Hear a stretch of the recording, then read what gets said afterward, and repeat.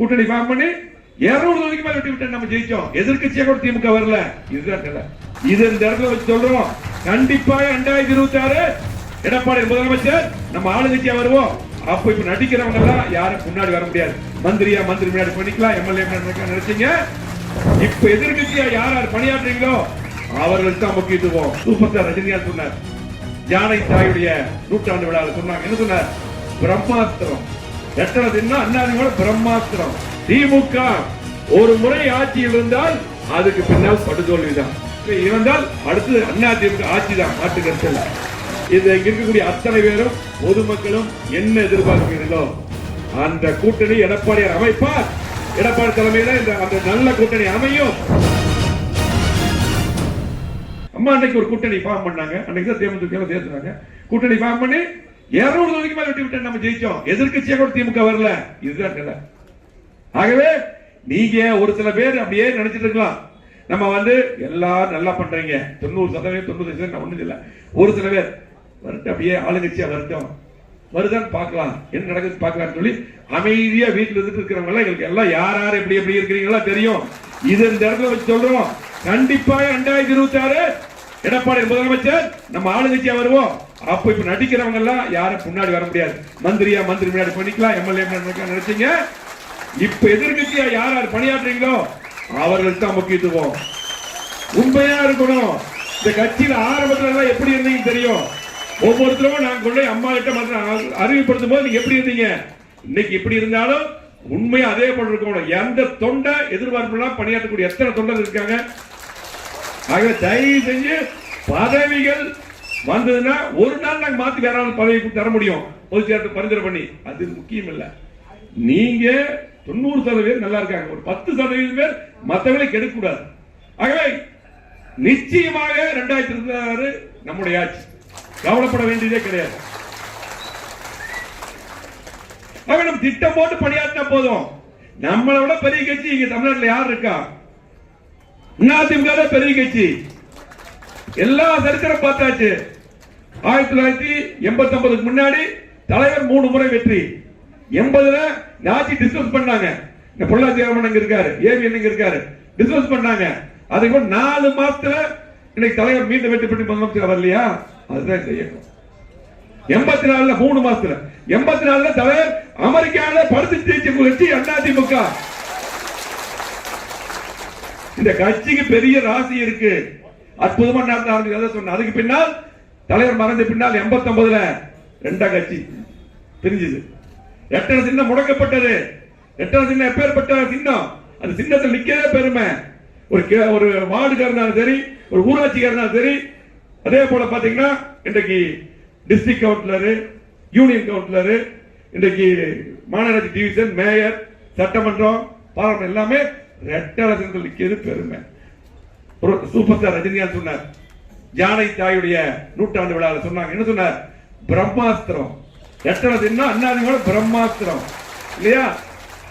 ஆகவே எட்டள சின்னமும் அதிமுக இருக்கின்ற வரை யார் ஒண்ணும் பண்ண முடியாது. கண்டிப்பாக வெற்றி உறுதி. திமுக பொறுத்தளவுக்கு நடங்க. 89ல அம்மா ஒரு எதிர்கட்சி தலைவராக இருந்தாங்க. அதுக்கு பின்னால் அம்மா ஒரு சபதம் போட்டாங்க. உங்களுக்கு எல்லாம் தெரியும் சட்டமன்றத்தில் எவ்வளவு பிரச்சனை நடந்தது. அதுக்கு பின்னால் அம்மா அவமானப்படுத்தப்பட்டாங்க. நான் மீண்டும் முதலமைச்சராக சட்டமன்றத்துக்கு வருவேன் சொல்லி போனாங்க. 91ல 2 தொகுதி திமுக ஜெயிச்சது. 2 தொகுதி அதிமுக இல்லையா? 234 2 தொகுதி திமுக. மிகப்பெரிய வெற்றி அம்மாவுடைய தலைமை. அதுக்கு 97ல சன் டிவி எல்லாம் ஆரம்பிச்ச போது உங்களுக்கு 96ல திமுக ஜெயிச்சாங்க. அப்ப சொன்னாங்க, அப்பதான் அம்மா மேல வழக்கு, இந்த கட்சி அதிமுக அவ்வளவுதான் அப்படின்னாங்க. அவ்வளவுதான் அதிமுக அவ்வளவுதான், வரவே முடியாது. நிறைய பேர் இங்க இருக்கிறவங்க வெளியே போனாங்க கட்சியிலிருந்து, எல்லாம் நிறைய நடந்தது. அதுக்கு பின்னால் அம்மா அவர்கள் 98ல அற்புதமான கூட்டணி அமைச்சு 31 நாடாளுமன்ற தொகுதி பெற்றார்கள். அன்னைக்கு 98 நாடாளுமன்ற தொகுதி. அதுக்கு பின்னால் 99லயே தேர்தல் நடந்தது, நாடாளுமன்ற தேர்தல். அன்னைக்கு டெல்லியில போய் சிங்கமாக அந்த ஆட்சி இல்லாம பண்ணது அம்மா தான். எப்பேற்பட்டாரு தமிழ்நாட்டு மக்களுக்காக ஆதரவு போனாங்க. திமுக எதிர்கட்சியா இல்ல, எதிர்கட்சி அன்னைக்கு புரட்சி கலைஞர் கேப்டன் விஜயகாந்த் தான் அன்னைக்கு எதிர்கட்சி தலைவர். இது சரித்திரம். ஆகவே திமுக இருக்கும்போது அன்னைக்கு சொன்னாங்க 2006 அவ்வளவுதான், அதிமுக அவ்வளவுதான். பாத்தீங்களா இன்னைக்கு எப்படி? சாயங்காலம் டெபட்ல வந்துட்டு பத்திரிகை நண்பர்களா இருக்கீங்க, ஒரு சில பேர் நல்லா போடுறீங்க, சில பேர் எல்லாம் பாத்தீங்கன்னா இன்னும் நம்மளை பத்தியே பேசுவாங்க. திமுக எவ்வளவு பண்ணுது? இன்னைக்கு யார் அந்த சார் சொல்லி போட்டு கேள்விக்கு பதில் இருக்கிறாருங்க. இன்னைக்கு யாராவது என்னுடைய பெண்களுக்கு சகோதரிகளுக்கு அதே போல பாத்தீங்கன்னா இன்னைக்கு எங்க பார்த்தாலும் கஞ்சா விற்கிறாங்க, யாருக்கு பாதுகாப்பு இல்லை. இன்னைக்கு அதெல்லாம் இருந்து அதை பத்தி எல்லாம் யாருமே இப்படி பார்த்தா அண்ணா திமுக தான் ஒரு 4 பேர் சாயங்காலம் வந்து டிவியில நம்மளை பத்தி மட்டும் தான் பேசுறோம். இது அஜெண்டா, திமுக அஜெண்டா. ஆகவே யார் என்ன பண்ணாலும் திமுக ஒரு முறை ஆட்சியில் இருந்தால் அதுக்கு பின்னால் படுதோல்விதான். இருந்தால் அடுத்து அண்ணா திமுக ஆட்சி தான், மாற்று கருத்து இல்லை. ஆக இங்க இருக்கக்கூடிய 3 மாவட்டங்களின் பொறுப்பாளர்கள் 11 தொகுதி சேர்ந்தவங்க வந்திருக்கீங்க. போன முறை 11க்கு 11 நம்ம ஜெயிச்சோம். அதே போலதான் 2021 1.5% தான் நமக்கு திமுகக்கும் 1.5%. இன்னைக்கு எவ்வளவு கெட்ட பேர், எவ்வளவு கெட்ட பேர். இன்னைக்கு யாருமே தொழிலாளர்கள், தொழில் முதலீட்டாளர்கள், விவசாயிகள், அரசு ஊழியர்கள் யாருமே திமுக ஓட்டு போட மாட்டாங்க. எல்லாமே இந்த ஆட்சி போக நினைக்கிறாங்க. அன்னைக்கே 1.5%. நீங்க நாடாளுமன்றத்தில் திமுக ஜெயிச்சாங்க 6% ஓட்டு குறைஞ்சிருக்கு, அவருக்கு 6% குறைஞ்சிருக்கு. இன்னைக்கு நீங்க எல்லாம் யாருக்கு கவலைப்பட வேண்டிய அவசியம் கிடையாது. நீங்க என்ன எதிர்பார்க்கிறீர்களோ, இங்க இருக்கக்கூடிய மேடை இருக்கக்கூடிய இங்க இருக்கக்கூடிய அத்தனை பேரும் பொதுமக்களும் என்ன எதிர்பார்க்கிறீர்களோ அந்த கூட்டணி எடப்பாடியார் அமைப்பார். எடப்பாடி தலைமையில இந்த அந்த நல்ல கூட்டணி அமையும். 2026 எடப்பாடி முதலமைச்சர், எந்த மாற்று கிடையாது.